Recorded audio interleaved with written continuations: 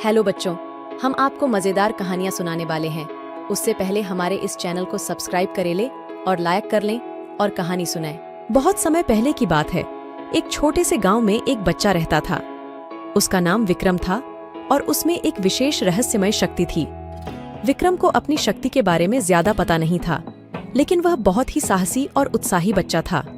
एक दिन गांव में एक वृद्ध व्यक्ति ने विक्रम को बुलाया और कहा, बेटा, तुम्हारी शक्ति बहुत खास है। कैसे? विक्रम ने आश्चर्य से देखा और पूछा। वृद्ध ने कहा, तुम्हारी मुख से निकलने वाले हर शब्द में एक अद्भुत शक्ति है। तुम जो भी बोलते हो वह पूरा हो जाता है। तुम? विक्रम ने हैरानी से कहा। कैसे हो सकता है? वृद्ध ने हंसते हुए कहा, तुम्हें खुद ही समझ आ जाएगा। बस अपनी शक्ति को अपने अंदर से निकालो। विक्रम ने सोचा और फिर एक बार गहरी सांस ली और उसने कहा, मैं एक नीला गुलाब हूँ। और देखा एक नीला गुलाब उसके हाथ में खिल उठा। विक्रम ने आश्चर्य से चिल्लाया, यह कैसे हुआ? वृद्ध ने मुस्कुराते हुए कहा, तुम्हारी शक्ति केवल तुम्हारे शब्दों में है।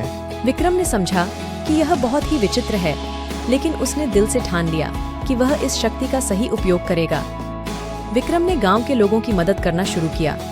उसने एक दिन गांव के बच्चों को बुलाया और कहा, आओ हम सब मिलकर गांव को सुंदर और स्वच्छ बनाएं। गांव के बच्चे हंसते हुए उसके साथ खेतों की सफाई करने लगे।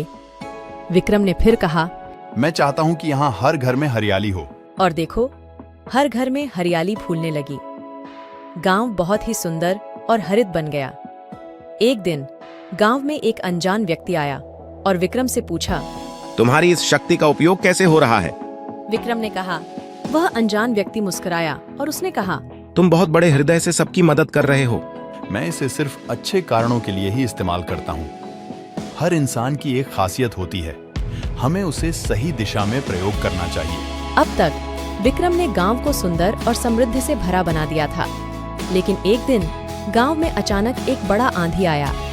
बड़ी ही तेज और भयानक आंधी ने सभी कुछ उड़ा दिया। गांव वाले बहुत डरे हुए थे।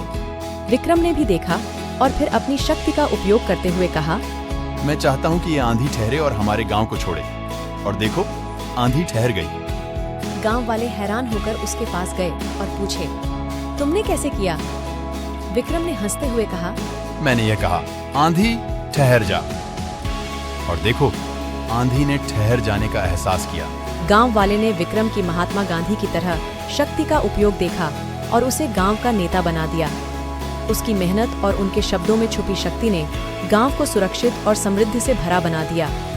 इस कहानी से हमें यह सीखने को मिलता है कि हमारे शब्दों में बहुत बड़ी शक्ति होती है और हमें उसे सही तरीके से उपयोग करना चाहिए। विक्रम ने अपनी शक्ति का सही उपयोग करके अपने समाज को बेहतर बनाया और हमें यह सिखाया कि हमें अपनी शक्तियों का सही तरीके से उपयोग करना चाहिए।